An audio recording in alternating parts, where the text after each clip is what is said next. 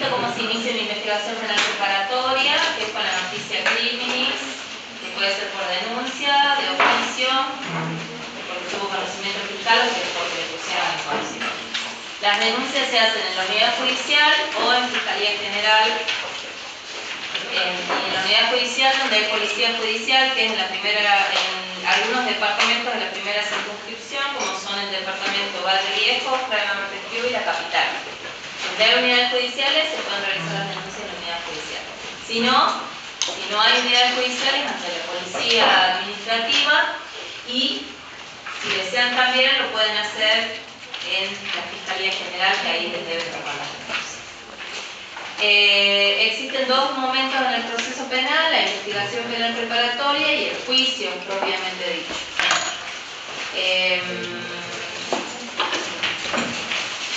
En la primera etapa de la investigación, que es la investigación penal preparatoria, tiene estos siguientes caracteres: es preparatoria, escrita, limitadamente pública, relativamente contradictoria, y es cautelar porque tiene una función preventiva en relación a las pruebas que se debe realizar. La finalidad de la investigación penal preparatoria es impedir, y tiene dos finalidades: impedir que el delito produzca consecuencias ulteriores y reunir todas las pruebas para dar o base a la acusación o requerir el sobreseimiento. ¿Se entiende? Si de la investigación, acá está denuncia de oficio por el policía administrativo. Si de la investigación que realiza el fiscal, el hecho noticiado no encuadra una figura penal o no se puede proceder, ¿qué es lo que corresponde hacer al no haber persona imputada? Por un lado, el delito no encuadra una figura penal, o sea, no es delito. La denuncia, el hecho noticiado no encuadra una figura penal, o sea, no encuadra dentro de los actos establecidos y reprochables legalmente establecidos en el Código Penal, o el fiscal no puede proceder porque con los elementos de prueba que recabó no logró probar la existencia del hecho o no logró probar la participación de alguna persona. ¿Qué es lo que se debe hacer? Se debe ordenar el archivo. El archivo lo requiere el fiscal de instrucción, lo dicta el juez de control de garantías. La resolución es apelable si es que el juez no hace lugar al archivo, el Ministerio Público puede apelar. Si el juez hace lugar al archivo, las personas con facultades para constituirse como querellantes particulares, hasta ese momento, aunque pueden constituirse querellantes, no hay un querellante particular establecido, porque no hay una relación procesal. Al no haber imputado, no hay una relación procesal. Puede ir no en apelación, pero sí ante la Cámara de Apelaciones por un instituto que se llama el examen de las actuaciones, que lo dice acá en la última parte del segundo párrafo. Si el juez decide archivar a aquella persona, les mencionaba en el artículo 8, que tenga derecho a constituirse como querellante, podrá provocar el examen por ante la Cámara de Apelaciones.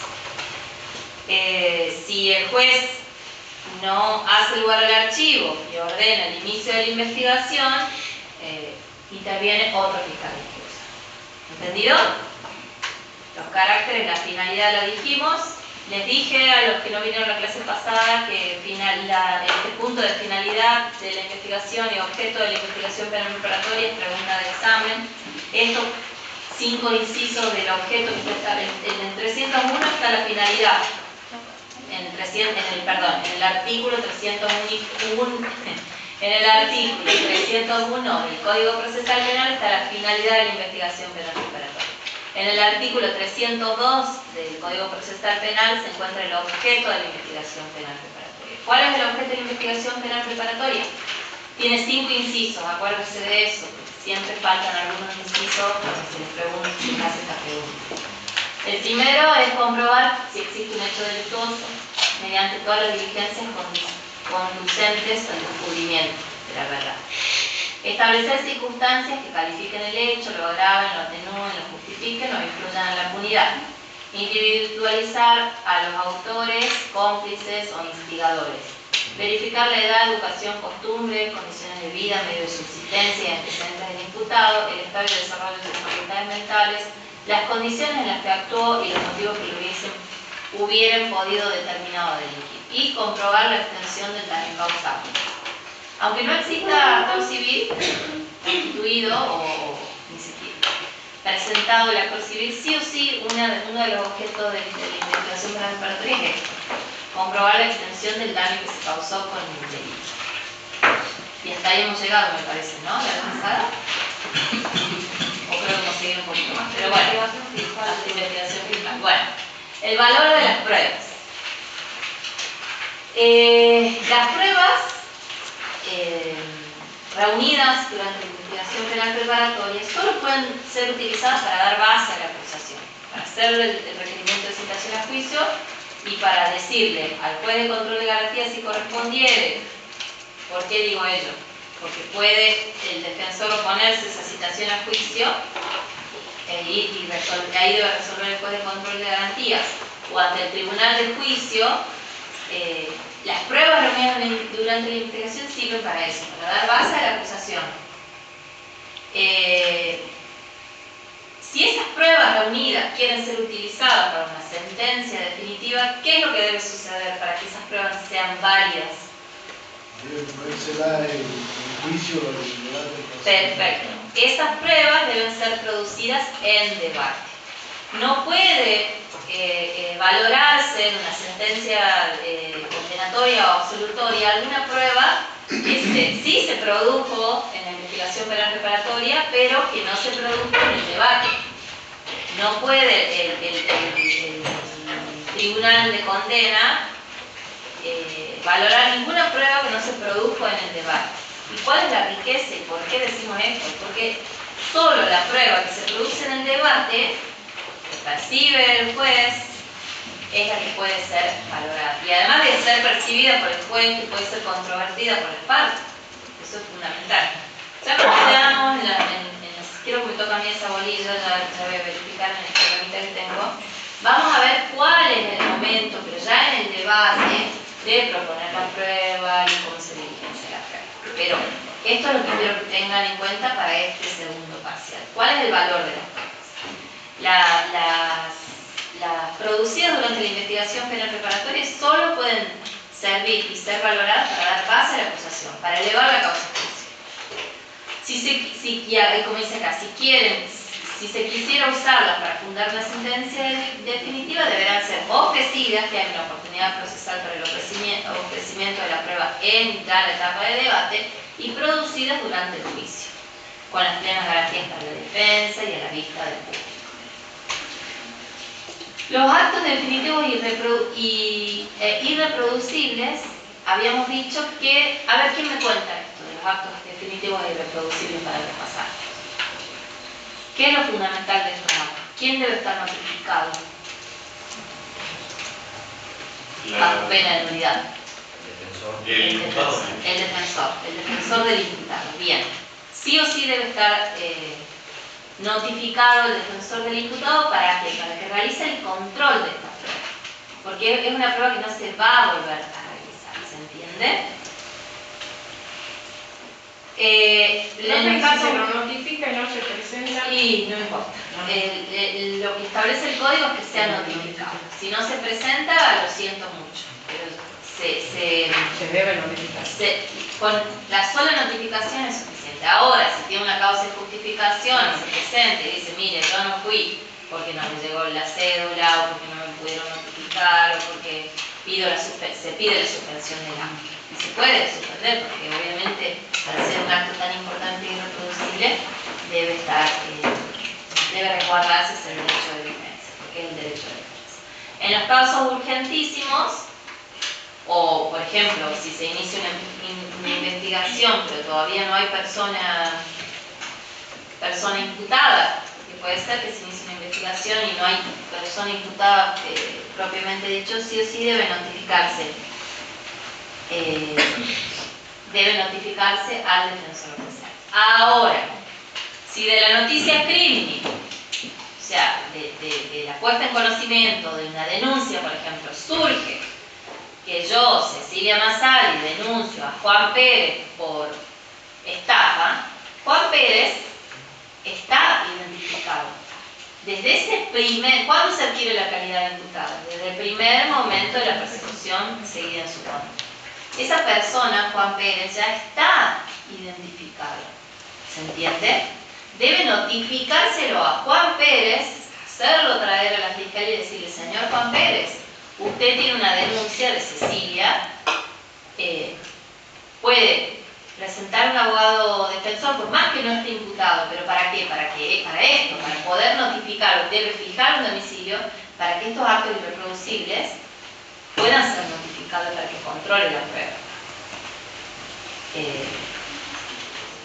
Pobre Juan Pérez, si está identificado y sindicado desde el primer momento, se producen todos los actos de prueba y 2 meses después lo llaman a Juan Pérez y le dicen: señor Juan Pérez, recién ahí, después de 2 meses, cuando no pudo controlar la prueba. ¿Se entiende cuál es la lógica? Si está identificado, debe notificarse. Y no es suficiente con la notificación de los actos al defensor oficial, porque generalmente tenemos excelentes defensores oficiales, pero no van, porque nos dicen: no, bueno, no hay imputado, no voy a controlar una prueba que quizás sea una causa que termine en un archivo. ¿Se entiende?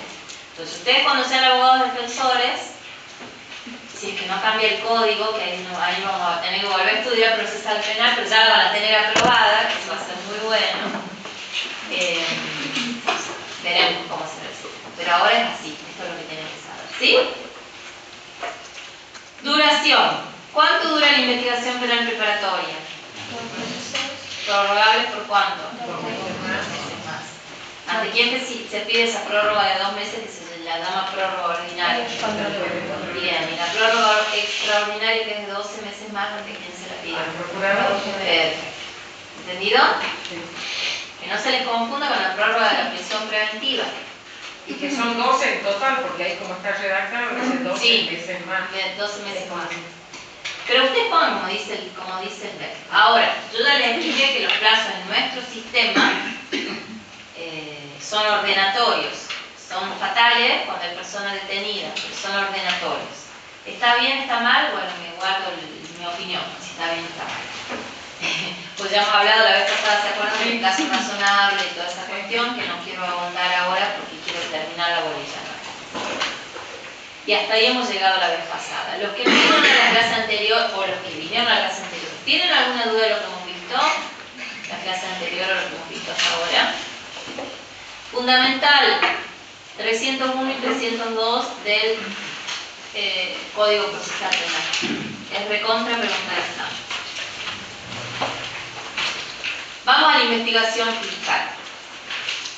Es la regla general de la investigación penal a cargo del fiscal de instrucción, con auxilio policial y bajo el control de los jueces. ¿De qué jueces? De los jueces de garantía. Y si llega a apelaciones, esa investigación de la Cámara de Apelaciones. Entonces, es la investigación que realiza el fiscal de instrucción con ayuda de la policía y con el control de ¿quién? Del juez de control de garantías. ¿Cuáles son las ventajas? Lo preserva al juez como sujeto imparcial, ya que solo actúa como órgano de control y no de investigación. Representa mayor agilidad en la investigación, ya que es auxiliada por la policía o por la policía judicial. Y presenta notorias diferencias en cuanto a la eficacia de la investigación respecto a la antigua investigación que llevaba adelante el juez de instrucción. La eficacia y garantías. La investigación fiscal trae aparejada mayor eficacia en la investigación y respeto por las garantías individuales de manera simultánea y de manera equilibrada. La eficacia de la investigación es también una garantía para la víctima del delito. Es fundamental esta figura y esta división entre investigar y juzgar. Esa dualidad es fundamental en nuestro sistema constitucional. No podemos ya imaginarnos otro sistema que no sea ese, porque con esta división entre juzgar que realiza la jurisdicción e investigar que realiza el Ministerio Público, se ven satisfechas o se intenta tener por satisfecha y garantizar las garantías bilaterales, que es la que veíamos, tanto para el imputado o el sometido a proceso, como para la víctima. No se conoce otro sistema que resguarde y garantice los derechos fundamentales de los ciudadanos. ¿Tiene falencias? Podemos discutirlas, tiene millones de falencias, pero no hay otro sistema, por eso es que lo tenemos, que pueda dar respuesta a la solución final, que uno de los fines del proceso penal también es solucionar los conflictos de los ciudadanos. El proceso penal, como siempre se dice, es de última ratio, o sea, el proceso penal debe aparecer como última opción en la solución de los conflictos. Deberían existir en nuestra sociedad. Saquemos al Poder Judicial, veamos en los barrios, en los clubes, en las iglesias, en todas las instituciones barriales, en el Ejecutivo, que también tiene centros de mediación, deben servir como herramienta para solucionar los conflictos sociales. No hay nomás acudir al sistema penal, porque el sistema penal tiene recursos finitos, todos los organismos de la sociedad, y por eso también que no puede darle respuesta a todas las situaciones. Por eso están las políticas de persecución penal y la resolución de los conflictos, las alternativas del conflicto, porque esto es lo que se ve. Tenemos que ver el proceso penal como estudiantes de derecho como eso, como una herramienta de solución de conflictos, y partir desde ahí, porque no podemos verlo como otra cuestión. Y como última ratio, o sea, como última opción. Yo entiendo que para muchas personas y para muchos abogados incluso, elegir entre el sistema civil o el sistema penal para que te devuelvan un inmueble, por ejemplo, que es lo más común que sucede, muchas veces quieren ir por la vía penal porque salen las medidas más rápido que la vía civil. Pero muchas veces no es la vía correcta, es una cuestión netamente civil, que acuden al proceso penal denunciando una usurpación o cualquier otra cuestión, y es simplemente o una estafa, y es un incumplimiento de contrato o alguna cuestión que tiene que ver con los derechos reales, que no es facultad ni competencia del fuero penal, ¿se entiende? No hay delito y denuncian una cuestión. Y eso significa un gran desgaste para el sistema.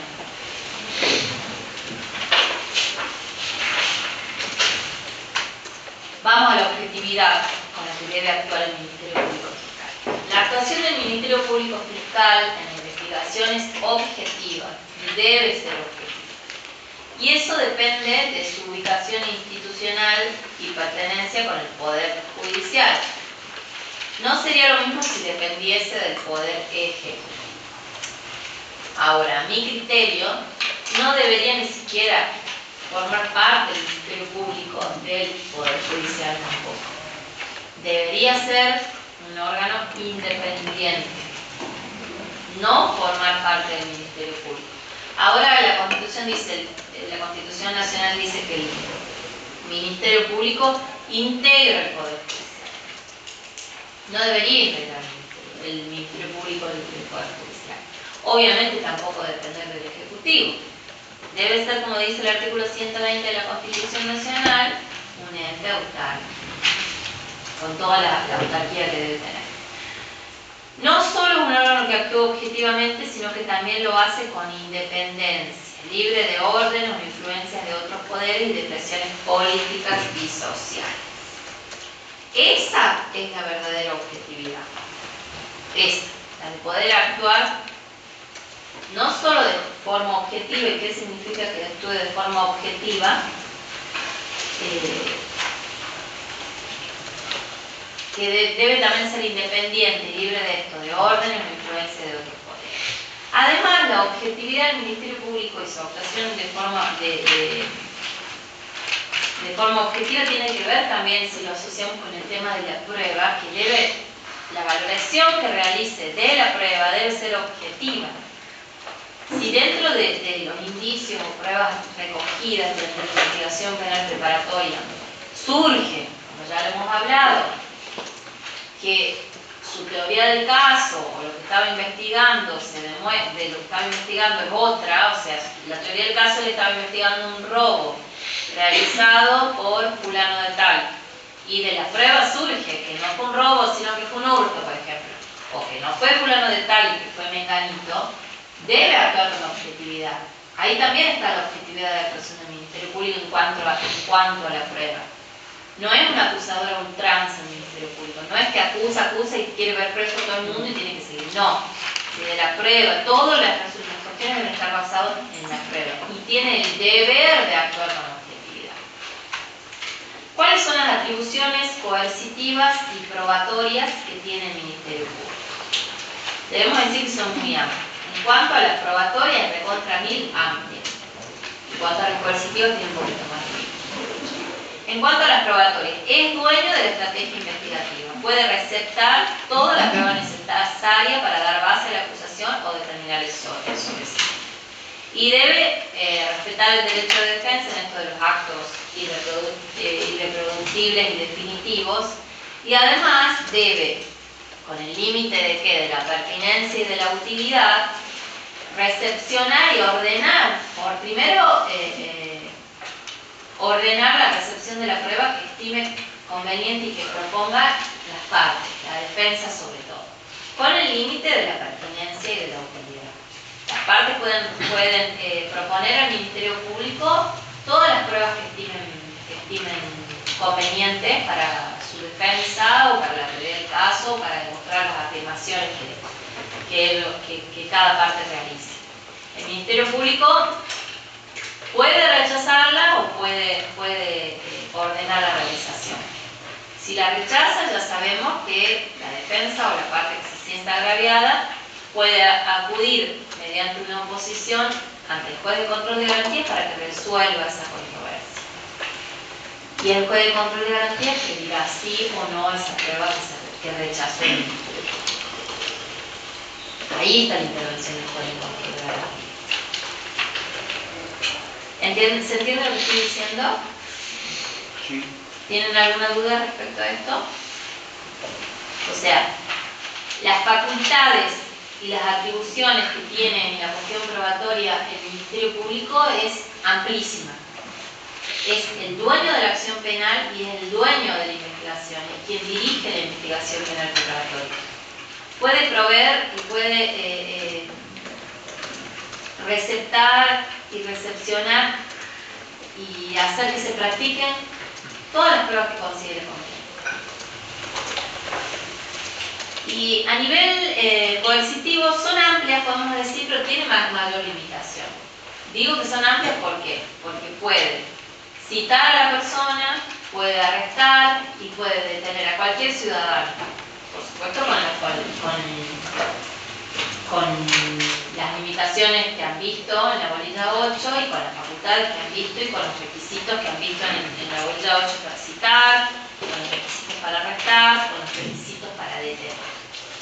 Hasta esa medida de coerción, que es la de la detención, que es una medida grave de coerción personal, tiene facultad el Ministerio Público. Ahora, para esa detención debe ser controlada ¿por quién? ¿Dentro de qué plazo? Si el fiscal de instrucción ordena que me van a detener a mí hoy, ¿qué es lo que debe hacer el fiscal de instrucción?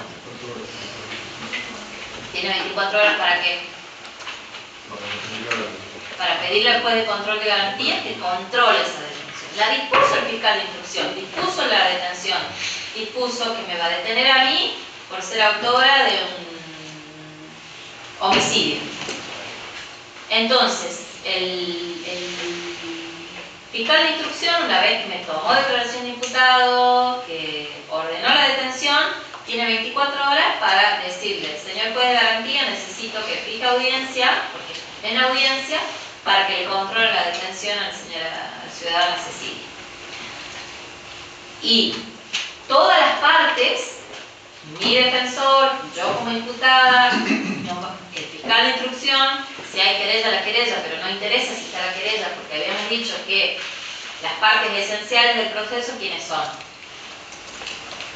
El defensor y el imputado, por un lado, en este triángulo que veíamos, el Ministerio Público y el juez, como un tercero imparcial. El juez va a escuchar, el juez de control de garantía en una audiencia va a escuchar por qué razones el Ministerio Público entiende que debe continuar detenida la persona y el defensor va a resistir o no, porque quizás no tenga elementos para decir nada, o cree conveniente esperar el plazo de 10 días que establece la ley para ver si requiere la prisión preventiva, pero ahí se va a producir la controversia, la discusión, y el juez resolverá en consecuencia. ¿Y cuáles son las dos vías que tiene, las dos opciones? O le confirma la detención y la persona continúa detenido, o le otorga la libertad. Creo que esas 24 horas que está detenido también lo llevan al servicio penal. No, lo tienen en comisaría. Una vez que se le confirma la detención a un imputado, va al servicio penitenciario.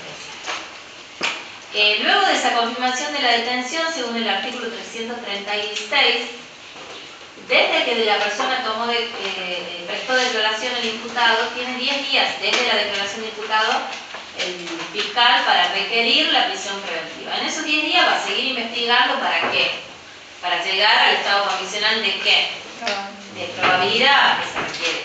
Porque para detener a una persona, ¿qué se requiere? ¿Qué estado condicional se requiere? Para detener sospecha. Con la sospecha es suficiente.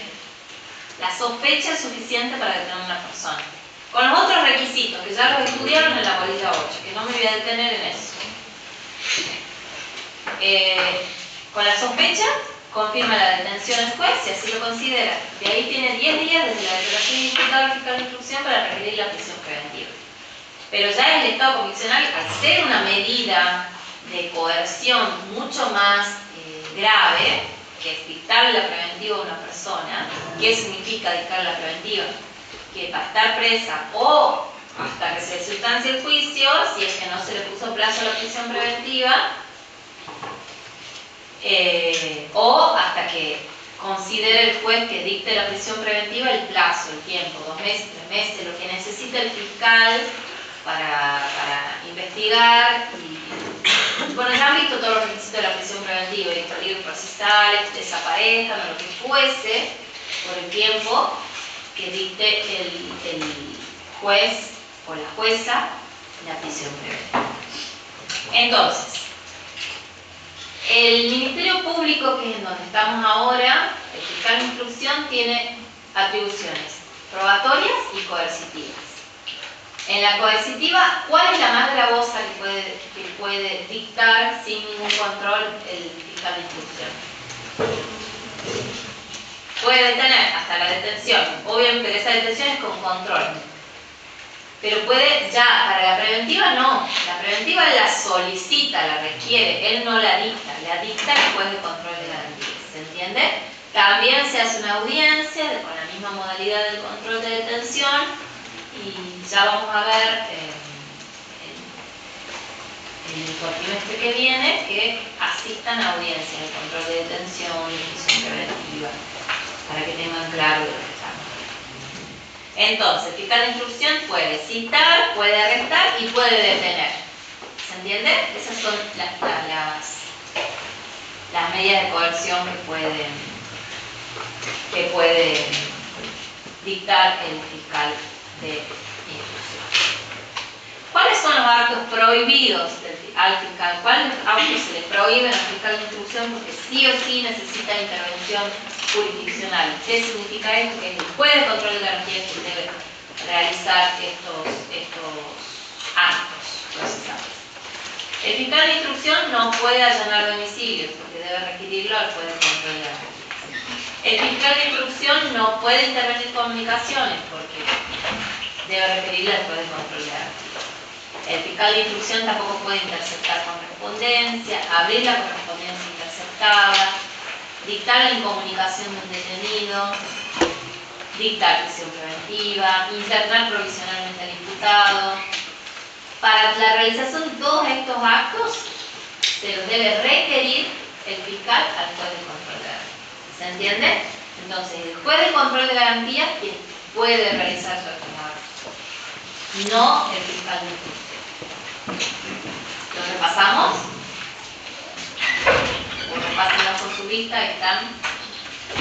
En las medidas de prueba ahí está establecido cada una de estas cuestiones, hasta la incomunicación.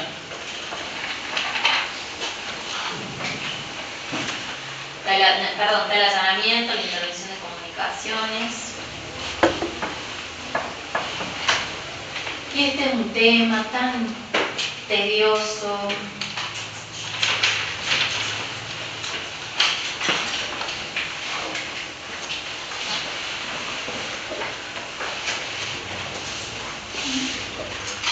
Vamos a los límites constitucionales.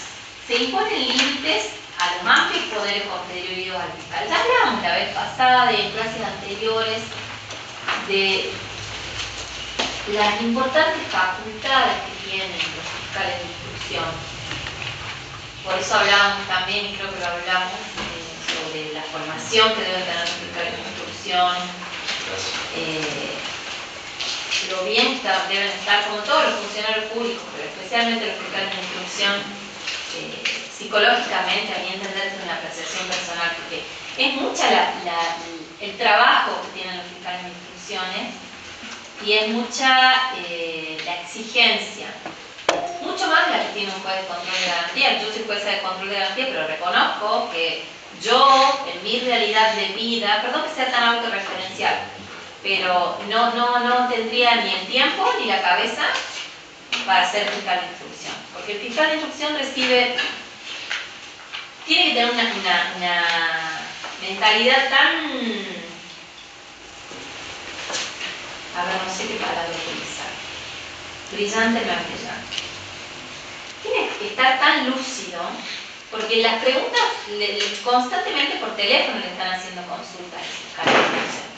Aparece una persona muerta y le llaman por teléfono y dicen: señor fiscal, apareció un cuerpo en tal lugar, ¿qué hacemos? Y el fiscal tiene que estar lúcido, por eso les digo lúcido. Yo con mi realidad que tengo 3 hijos, que no estaría tan lúcida para poder dar las indicaciones así. Por eso es una tarea muy importante la catalogación, pero tiene mucho poder y van a seguir teniendo más poder, porque la acción penal está en manos del Ministerio Público. Y ahora, con las reformas que se vienen, y con la disponibilidad de la acción, y con poder elegir qué delitos se persiguen y qué otros delitos deben acordarse soluciones alternativas, tiene mucho poder el Ministerio Público, mucho poder el Ministerio Público.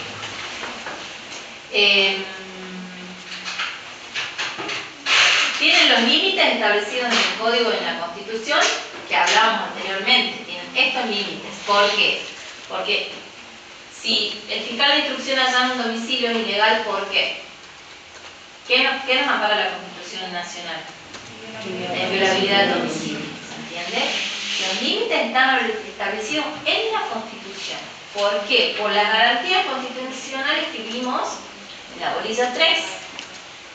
Todas esas garantías solamente pueden ser vulneradas por una orden jurisdiccional, por una orden del juez, porque es un tercero, imparcial.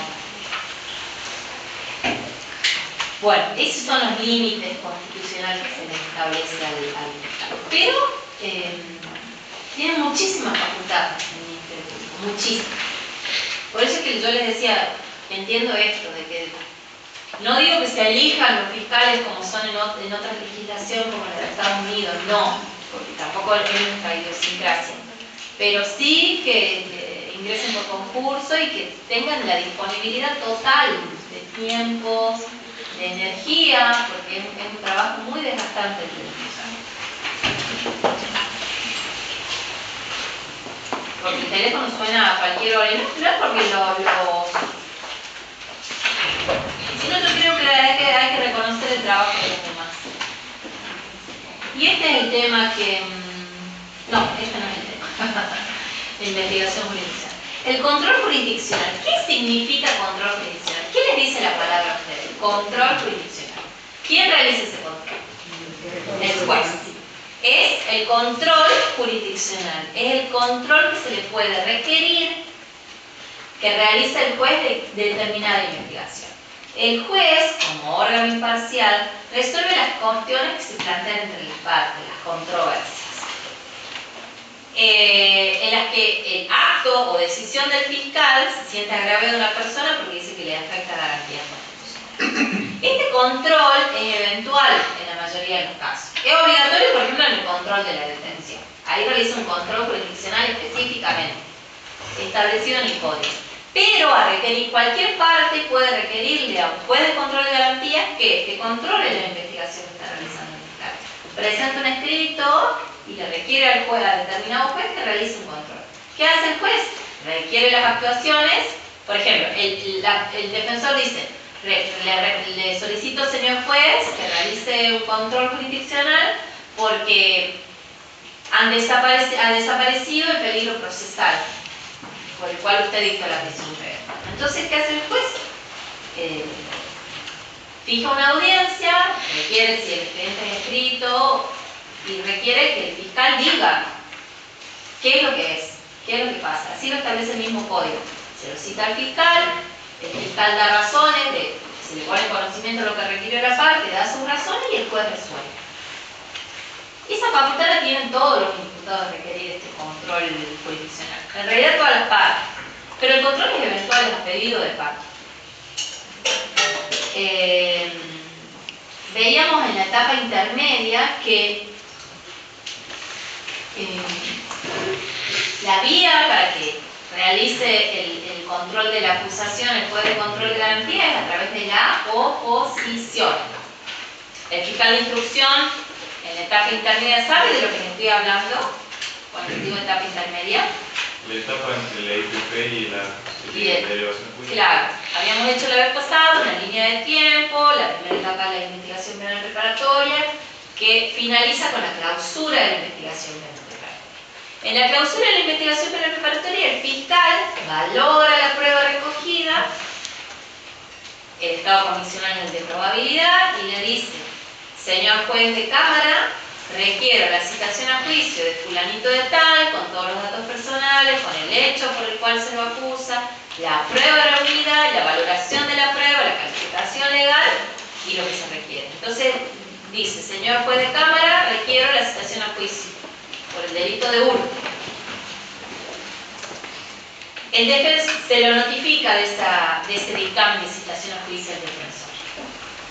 El defensor tiene 3 días, prorrogables por otros 3 días, o sea, serían 6 días y solicita la prórroga para oponerse a la citación a juicio.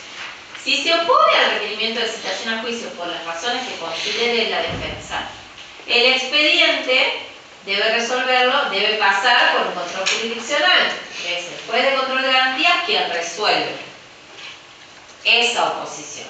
Y tiene 2 vías: o confirma, no hace lugar a la oposición y confirma el auto de elevación a juicio, en realidad el dictamen de elevación a juicio, y eleva la causa al tribunal de juicio que corresponda, o la otra vía que puede hacer es hacer lugar a la oposición y dictar el sobreseimiento, por las razones que fuese que la parte dice.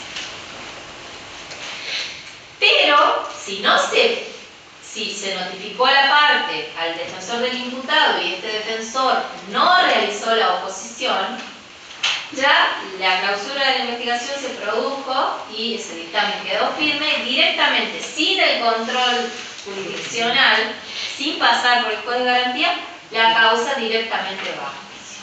¿Sí? ¿Tienen dudas sobre este procedimiento, sobre este proceso, sobre este trámite? ¿Con qué resolución se clausura la investigación penal preparatoria del señor fiscal de instrucción? ¿Será un dictamen, profesor? Bien, realiza un dictamen de citación a juicio, un dictamen de elevación de la causa a juicio. El Ministerio Público, el señor fiscal de instrucción firma el dictamen de elevación de la causa a juicio. ¿Qué debe hacer con ese dictamen? Notificar. ¿A quién? Al defensor. Bien. Al defensor y también al que le llame, a las partes, a todos deben. ¿Qué puede hacer el defensor del imputado? Oponerse. Oponerse. ¿Qué tiempo tiene para oponerse? 3 días. Prorrogable por 3 días más. Por 3 días más. Bien. ¿Cómo son los plazos en el proceso penal? ¿Días corridos, días hábiles?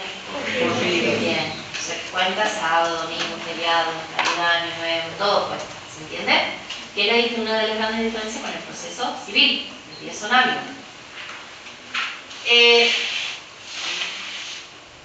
¿Qué hace el defensor? Presenta una oposición. Esa es la vía de impugnación que tiene, una oposición. Y el fiscal de instrucción realiza el control de admisibilidad de su oposición y concede la oposición. ¿Qué sucede con esas actuaciones? ¿Quién debe resolver o quién resuelve? El juez. Juez de control de El juez de control de garantía resuelve esa oposición. Bueno, eso es. La resuelve, hace lugar, no hace lugar, y también después cabe la apelación. Y el juez de control de garantía, ahí es la diferencia con lo que hace el fiscal. El fiscal realiza un dictamen, usted que dijo dictamen. El juez de control de garantía realiza un auto de elevación a juicio. Un auto interlocutorio de elevación a juicio. ¿Sí? ¿Qué me quería preguntar? No ser apelable Sí. Es apelable. Todas las resoluciones de los jueces de control de garantía son apelables.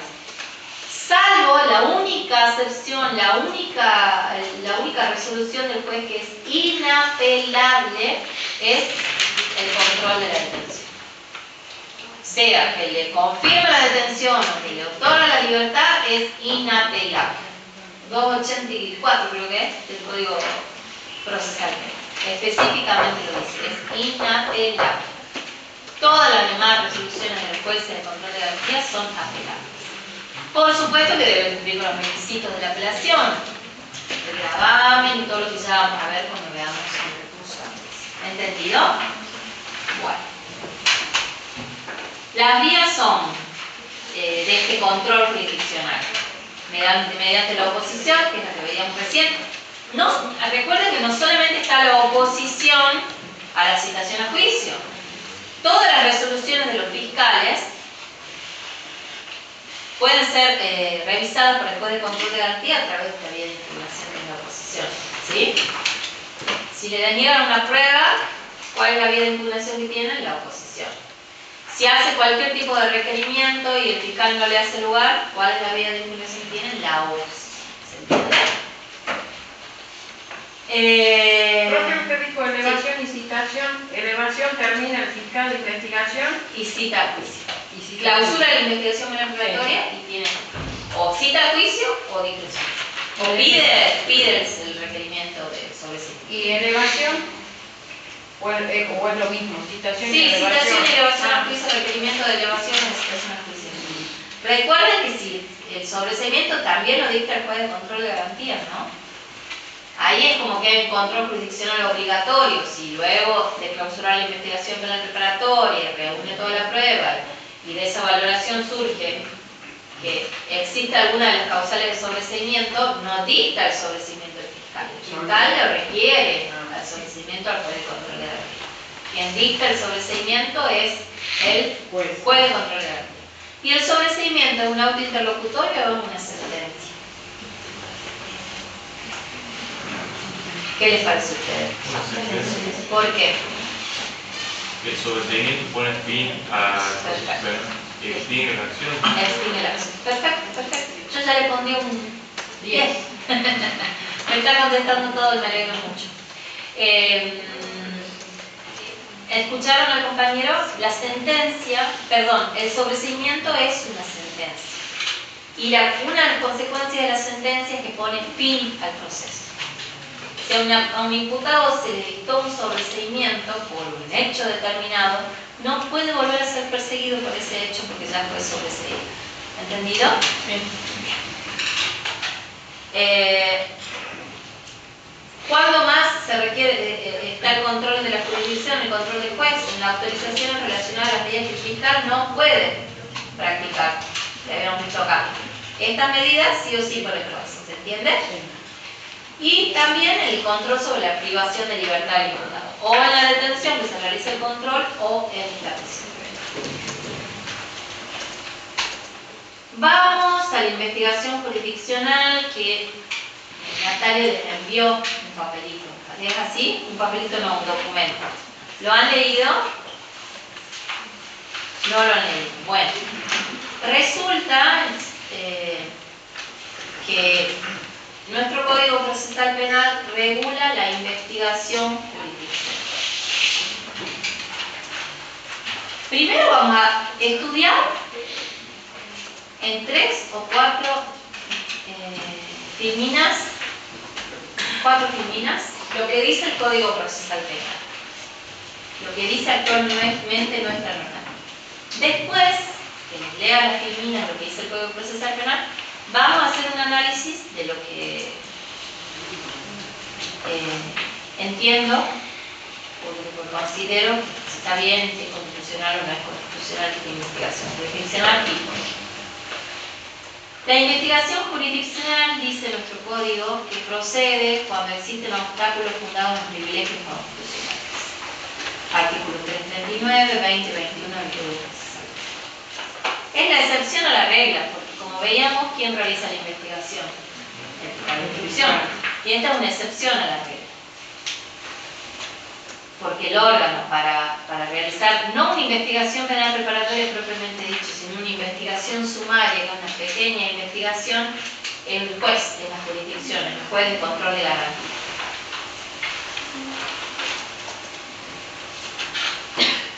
Veamos el artículo. Desafuero, juicio político y cuidado de enjuiciamiento. Desafuero cuando es un legislador.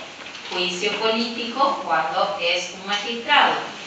Y jurado de enjuiciamiento cuando es un funcionario sujeto a juicio político, como sería el gobernador o alguno de los ministros de gobierno. Si se formulara la requisitoria fiscal, ¿se acuerdan? Esperen, ante todo. Habíamos dicho que una de las funciones, cuando veíamos las funciones del Ministerio Público en general, no hablo del fiscal de instrucción, decíamos, promueve y ejerce la acción penal, ¿se acuerdan? En el código está. ¿Qué hace el Ministerio Público? ¿Recuerdan haber leído esto? No sé si tenemos ahí el código. Promueve y ejerce la acción penal. Una de las funciones del Ministerio Público.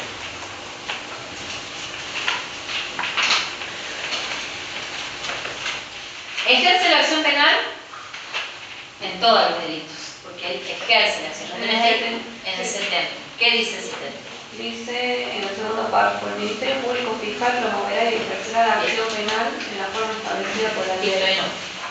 El Ministerio Público, una de las funciones, promueve y ejerce la acción penal. ¿Cuándo la ejerce? En todos los delitos de acción pública. ¿Cuándo la promueve la acción penal? Acá. Porque el Ministerio Público le pide al juez de control de garantía que ejerza la acción penal. ¿Se entiende? ¿Me entienden lo que les estoy diciendo?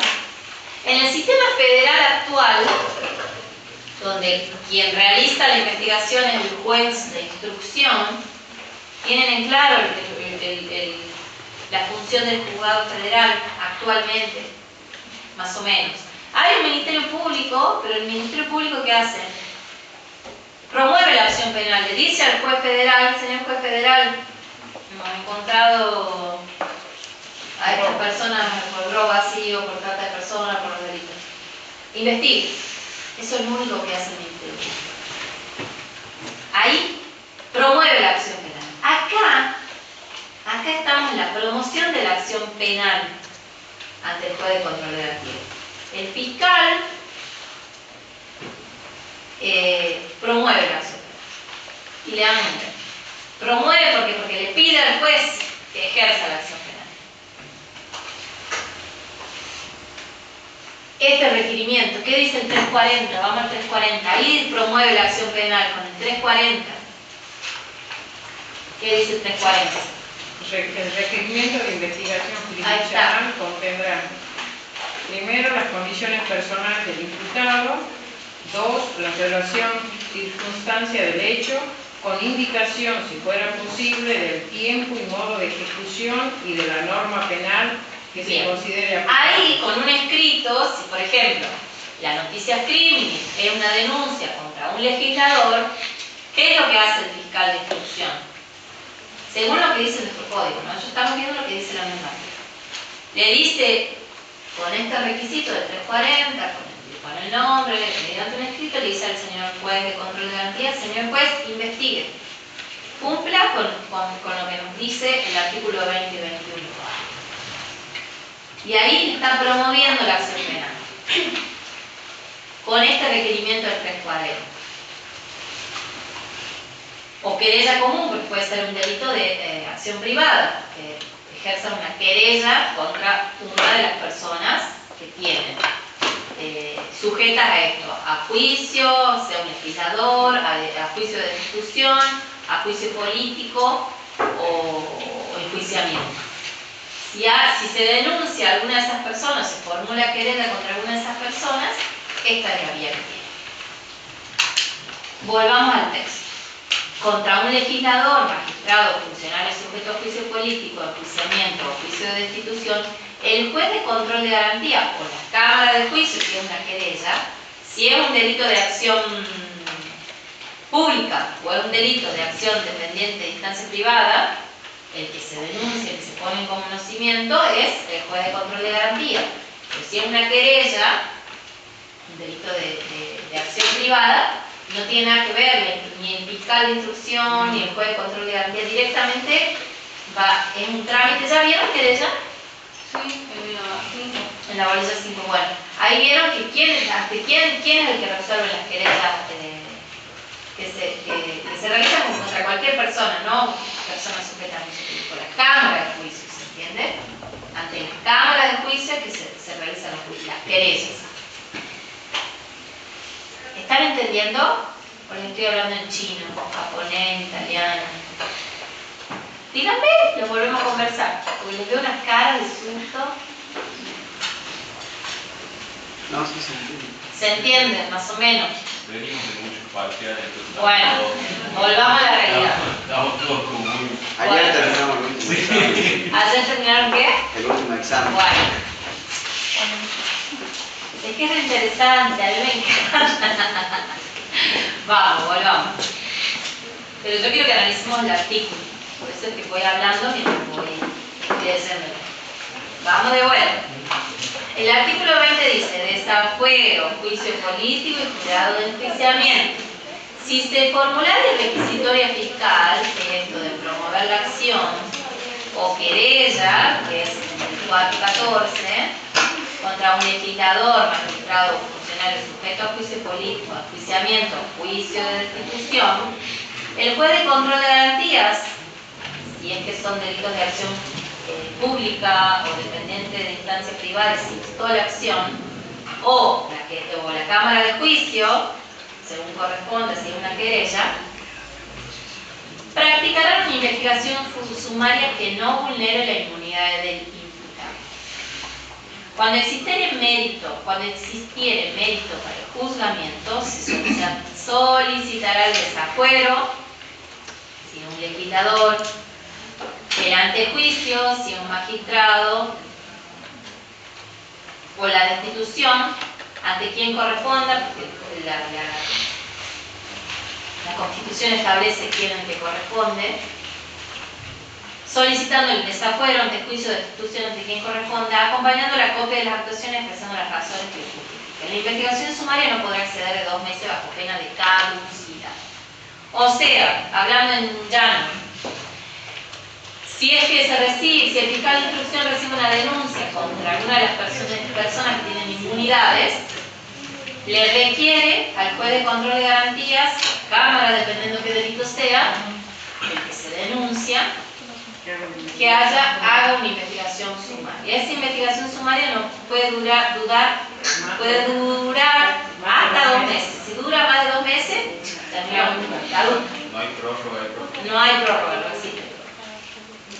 Si el legislador o magistrado o funcionario sujeto a juicio político, enjuiciamiento de destitución fuera aprendido, o sea, se lo encuentra con la mano en la masa, entrando, no sé, a robar a algún lugar,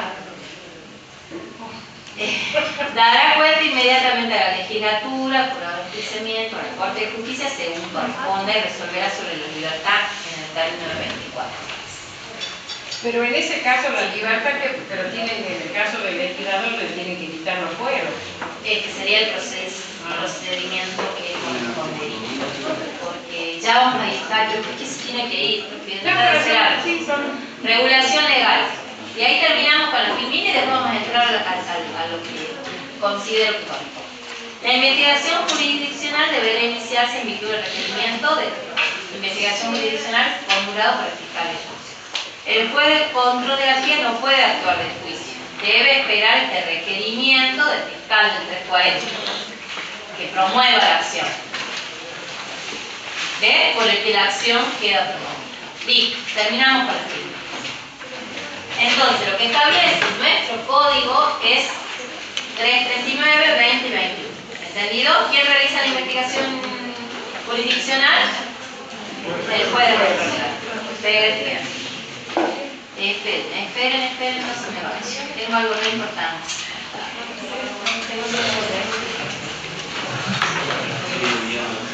Yo considero, y el doctor Soria también considera el juez, que esta investigación jurisdiccional es inconstitucional. ¿Por qué razón? Nosotros tomamos el texto, copiamos y copiamos mal. Copiamos el Código de Córdoba en el 2004 y copiamos mal. Resulta que en nuestra Constitución, al igual que en la Constitución Nacional, a pesar que en la Nación existe una ley de juicio político específica, pero nosotros, al igual que la Nación, tenemos regulado la inmunidad de arresto. Por eso es que, si ustedes hacen memoria, los que somos más viejitos nos acordamos que el doctor Carlos Menem murió con una condena en su contra, pero nunca fue arrestado, más allá de la edad que tenía, si correspondía a la domiciliaria. La expresidente Cristina Fernández de Kirchner, hasta que tuvo fueros, no fue arrestada, porque pero sí fue procesada, condenada, o sea, existe inmunidad de arresto, de privarlo de la libertad a la persona que tiene estos fueros, sin que, si se le quitan los fueros, ya se puede arrestar. ¿Se entiende? Nosotros, en nuestra Constitución, en la Constitución Nacional, existe inmunidad de arresto. A mi entender, no tenemos ningún obstáculo constitucional para no iniciar la investigación investigatoria, incluso llegar a juicio, condenarlo, todo lo que queramos a las personas que tienen fueros, están protegidos.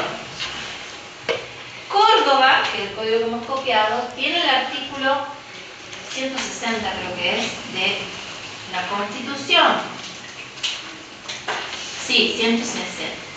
Y dispone textualmente de Córdoba, por eso digo que hemos copiado mal. Corresponde al Poder Judicial el conocimiento y las decisiones de las causas que susciten contra empleados y funcionarios que no estén sujetos a juicio político ni judicial. Lo que significa que los funcionarios comprendidos en ese artículo no podrán ser sometidos a proceso, estando vedados el ejercicio de la actividad jurisdiccional.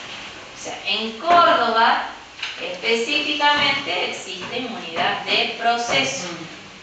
Nosotros no tenemos esa inmunidad de proceso.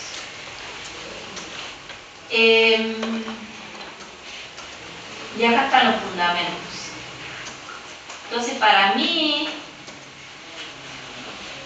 parecer, la investigación jurisdiccional a cargo del juez de control de garantía resulta total y absolutamente incompatible con el perfil y tendencia acusatoria de nuestro sistema. Que tendría que hacer la del Ministerio Público. La debe hacer el Ministerio Público Fiscal y además se puede realizar el proceso como una persona común, o sea, no hay inmunidad de proceso en nuestro sistema, hay inmunidad de arresto, ¿se entiende?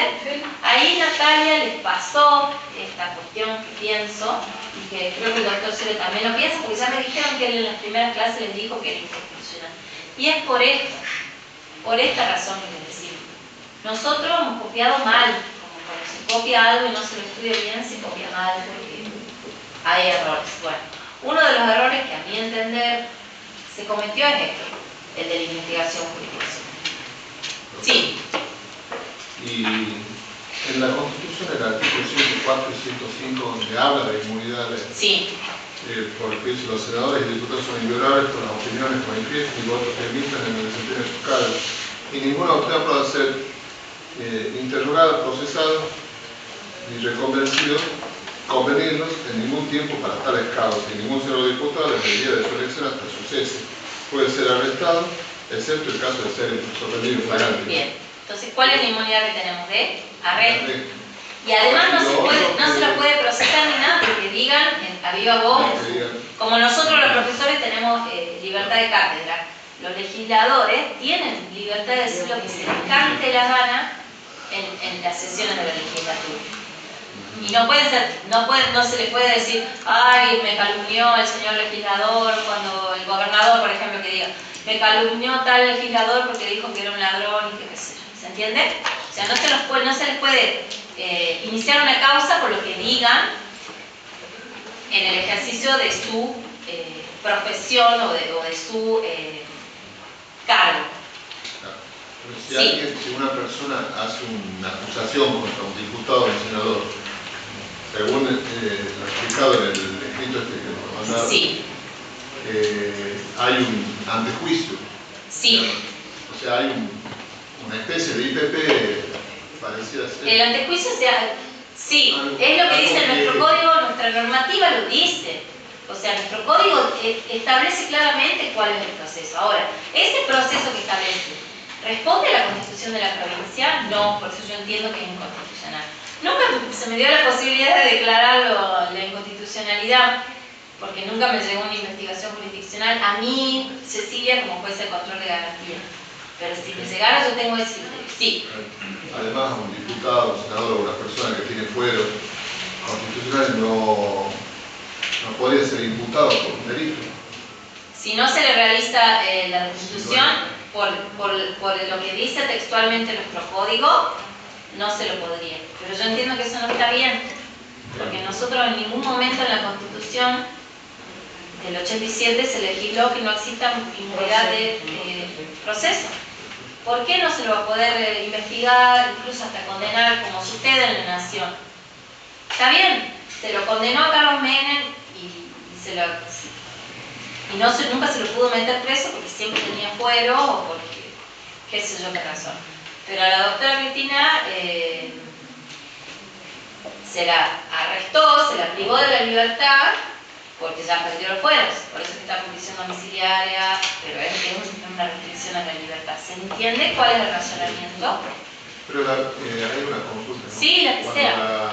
la doctora Cristina Fernández de Kirchner Sí, terminó su mandato como senadora, sí. estuvo 2 años y fueron el gobierno de Macri. Bueno, pero bueno, ahí ya no sé qué decirles cuáles son los Y intereses. después lo hicieron cuando ella estuvo como vicepresidenta. O sea, después de haber terminado Cuando terminaron ya no tenía fuero. que ya no tenía fuera. Claro. También, ¿Sí? ¿Sí?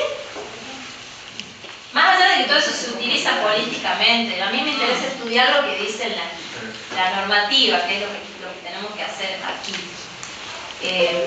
Pero bueno, ese es el razonamiento que quería transmitirle que tengamos. Justo llega por el final.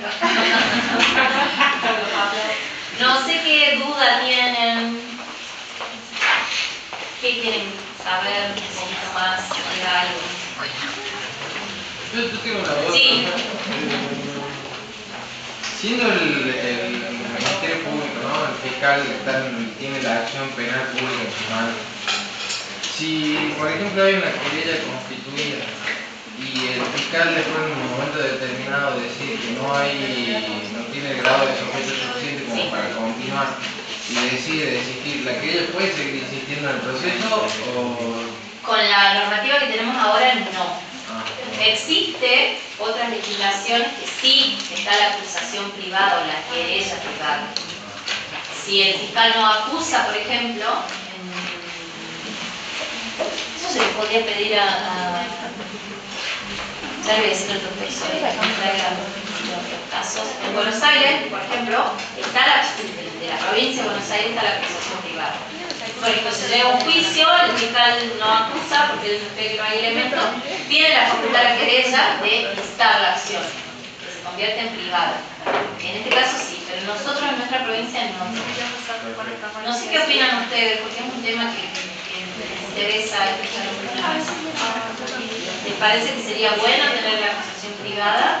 Me parece como derecho de la vida, ¿no? Como derecho de la víctima, sí. Pero a la vez el fiscal tiene que ser objetivo, no acusa. Por eso es como que Si el fiscal dijo que no hay sospecha, no hay acusación. eso es lo que tenemos ahora en nuestro sistema, pero en el sistema federal, que yo les conté que en el 2015 hay un nuevo Código Procesal Federal de la Nación, obvio, si es federal es de la Nación, pero hay un nuevo Código Federal, Procesal Penal Federal.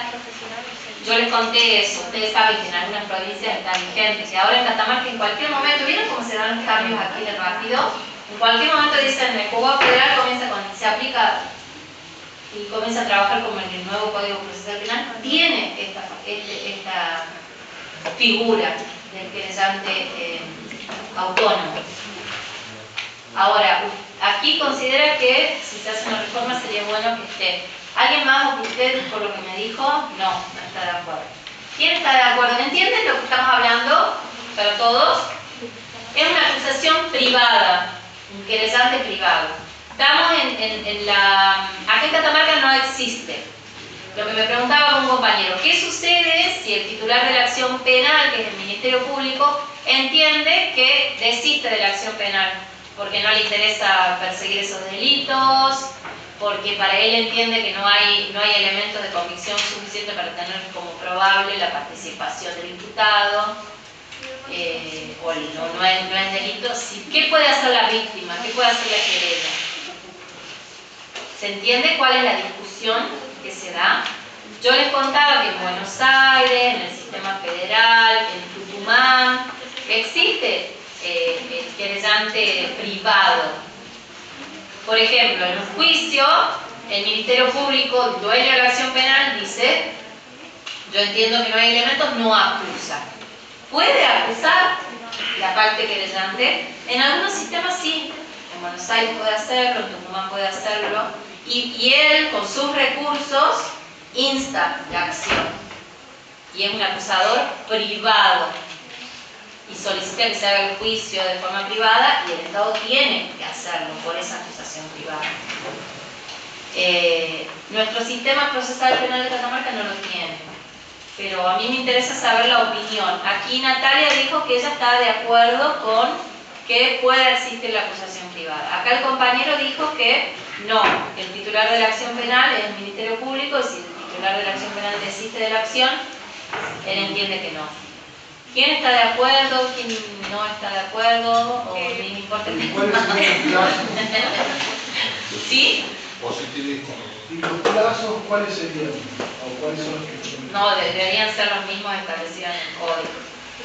¿Qué es lo que pasa también? Que podemos correr el riesgo de que una persona que tiene los medios para poder impulsar una causa Sí. podría acusar a alguien y de repente, y el que no tiene los medios, ¿qué va a hacer? El que no tiene ruedo, como pasa en nuestra Ese sociedad, guarda todo, entonces. ese jorobe, digamos, el pobre que se ¿Qué es lo jorobe. que pasa en el código, el artículo 59?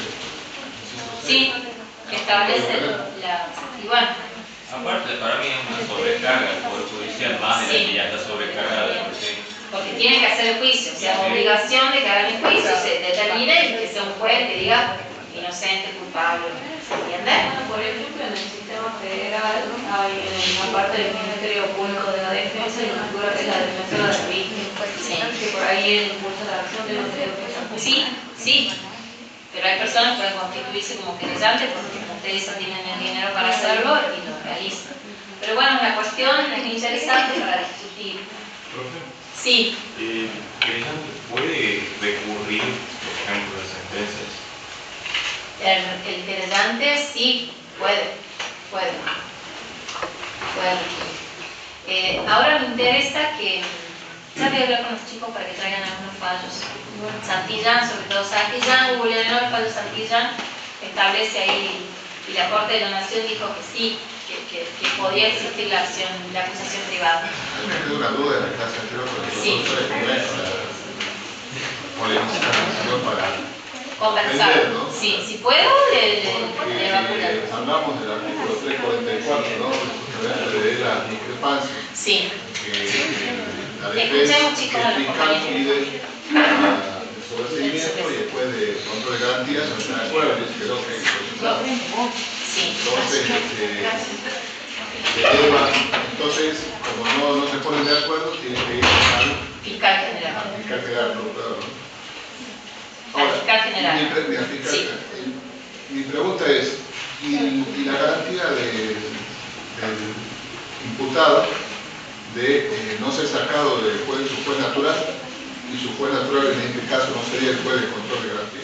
Sí, pero ahí Y la discrepancia, además, el fiscal general se pondría por encima del juez. es que ahí vamos, porque el titular de la acción penal es el Ministerio Público. Y además, Si el Ministerio Público decide que se lo sobresea, y hay que sobresearlo. Si quieren, les traigo para la próxima clase. Yo tengo ahí un par de discrepancias, que es lo que establece el código. Tenemos que hacer, por más que haya discrepancia, el fiscal tiene las dos vías: o eleva a la causa a juicio, o le dice al juez que dicte el sobreseimiento. ¿Por qué? Porque a él no le interesa continuar con la acción, porque él entiende, como dueño de la acción que es el Ministerio Público, no continuar persiguiendo ese delito. Profe, el querellante podía apelar a la sentencia de sobreseimiento, ¿puede ser? Sí, el querellante puede O apelar. sea, el fiscal dice, no investiguemos, pido el sobreseimiento al juez de control de garantía. El juez de control de garantía, supongamos que le hace lugar. Si Sí. viene el querellante, apela, entonces el juez, digamos, que reconsidera la acción y le El dice... juez no reconsidera la acción. O sea, le dice- Las actuaciones, una vez que las apelan, el juez de control de garantía lo único que hace de esa apelación es realizar el control de la admisibilidad. Control de que esté en el plazo que establece el código para presentar la apelación, y hace un control mínimo de la legalidad. Pero quien resuelve el juez de cámara. es la Cámara de Apelaciones. Siempre las apelaciones las resuelve el juez de Cámara. O sea, que el querellante... Si se presenta una reposición, por ejemplo, que es pedirle al juez que emitió una resolución, se da cuenta que hay una equivocación o que reconsidere, ahí puede cambiarle el juez una reposición. Pero la apelación no, ya el juez ya dijo lo que tenía que decir, no puede desdecirse. El que resuelve es la Cámara de Apelaciones. entonces ahí el querellante tiene ahí unos... Tiene la posibilidad de apelar a esa resolución. Claro, pero muy mínima comparada con el sistema federal. ¿Por qué? ¿En qué sentido? ¿O qué dice el sistema federal? ¿O qué Porque el parece? sistema federal, por ejemplo, digamos que era como se decía antes, que el querellante puede continuar por su cuenta. Claro, bueno, es que el sistema federal tiene esta acusación autónoma de la que les hablamos, esta querella autónoma. Claro, eso acá no lo tenemos. O privada, querella privada. Deberíamos tenerlo también. Bueno, por eso es un tema a discutir. Si estamos culturalmente, mi preocupación, ahora que estamos discutiendo la reforma del Código Procesal Penal, es si culturalmente estamos preparados para esto. Si hubo tanto lío cuando como decía acá el compañero, se aplicó lo que establece el Código Penal del artículo 59, continúa ese lío por el tema de que hubo un acuerdo entre las partes y decidieron extinguir la acción penal por acuerdo entre las partes, que no se hizo nada contrario a la ley. Imagínense si en nuestra sociedad hubo lío por esta cuestión, y la discusión era por qué las personas que tienen plata pueden finalizar el proceso y las personas que no tienen plata terminan en el servicio penitenciario, que es una discusión social que la tenemos que dar. Imagínense si existe la acusación privada. Alguien que tiene dinero para que se le realice el juicio y alguien que no tiene dinero y que queda la víctima desprotegida. Bueno, es para pensar. Para pensar. Y por eso me interesa saber cuál es la opinión de ustedes. Sí, levanten la mano los que creen que es bueno la acusación privada. Que las personas que son víctimas, le pongamos florcitas a las personas víctimas del delito tienen derecho a que, si el Ministerio Público, lo vamos a decir de otra manera, si el fiscal de Cámara se le ocurre, por así decirlo, justificadamente, que no va a acusar a una persona, si la víctima de ese delito tiene derecho a que se realice el juicio y se lo acuse al imputado, por más que el Ministerio Público considere que no. ¿Quién entiende que le correspondería que pueda existir la acusación privada? Levanten la mano. Más alto, así lo puedo contar. 1, 2, 3, 4, 5, 6, 7, 8. La justicia para mí. Bueno, perfecto. Profe, también debería existir un querellante gratuito para las personas que no tienen dinero. Ahora hay una defensora de víctimas, ahora hace poquito. No la he visto trabajar mucho porque no me tocó, pero sí hay una defensora de víctimas. Sería para ese caso. ¿Y quién considera que si el Ministerio Público Fiscal, como titular de la acción penal, considera el principio de objetividad? Sí, es lo que hablábamos recién, pero bueno, quiero que levanten la mano y me digan, como para que una idea. 1, 2, 3. Un poquitito más, otros no tienen ningún... Yo pienso que en realidad, o sea, hay como muchas cosas por ver, digamos, dentro de eso, porque, o sea, uno de los ejemplos de la cuestión de armas existe, por ejemplo, con la cuestión de política criminal que no se va a perseguir el delito. Quizás sí hay pruebas para perseguirlo al delito.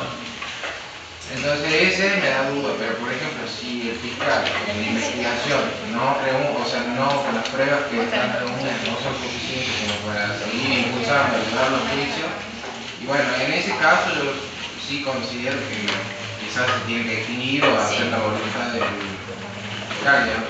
Pero bueno, si está esa otra cuestión, quizás por una cuestión de política criminal no se decide perseguir ese delito en particular, y bueno, quizás sí sería bueno en ese caso que se pueda constituir la querella privada, la autónoma. No es solamente, creo yo, el fiscal el que trabaja en la particular, no está la secretaria, están otras personas que trabajan dentro de la fiscalía que también manejan, digamos, todos los expedientes y que también, digamos, llevan a cabo todo este proceso y que sin duda que la última palabra tiene el fiscal, pero digamos que es todo un proceso que se lleva a cabo y bueno, el fiscal pide su recibimiento, la acción de una causa, creo yo que es porque se ha trabajado mucho en eso y él tiene, como dice el compañero, la objetividad de que, bueno, esta causa se debe activar o seguir la situación de juicio. ¿Y usted? ¿Se levantó la mano? Pienso, desde mi punto de vista relacionado con lo que dicen mis compañeros, lo pienso como el principio de oportunidad y también como había dicho otra compañera, la objetividad que debe tener el fiscal.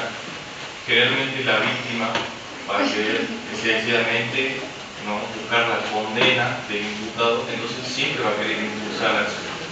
Estaba haciendo un resumen y saco una cita de Vidal Campos que dice: no hay ni puede haber delegación de una función estatal en favor de particulares, porque la función que dejara de ser estatal perdería su naturaleza estatal y al penetrar en el ámbito privado sería otra cosa. Bien, es re discutible el tema, es muy discutible, porque además si vamos a un sistema acusatorio, reflejándonos en el sistema anglosajón, allí ni se le hablamos de querellante particular y los yanquis nos dicen ni el particular, imagínense el querellante autónomo, no existe. Es el Ministerio Público el dueño de la acción, ni hay querellante particular, no, es el Estado el que persigue, no hay nadie más. Sí. Con la aparición de los estados modernos y el pacto social, y donde el gran Leviatán es el que todos entregamos nuestras libertades para que este gobierne y haga que la sociedad haya igualdad en todos los sentidos, en todos los derechos, que hacer que llegue el neoliberalismo a la justicia sería quitarle, no sé si se entiende. Se entiende perfecto, se entiende perfecto. Bueno, entonces, yo voy a proponer que la próxima clase vean el estado sanguíneo. Nos vemos el miércoles que viene seguramente, o tienen examen. Yo he terminado ya con las bolillas del segundo parcial. Jueves. que viene, solamente.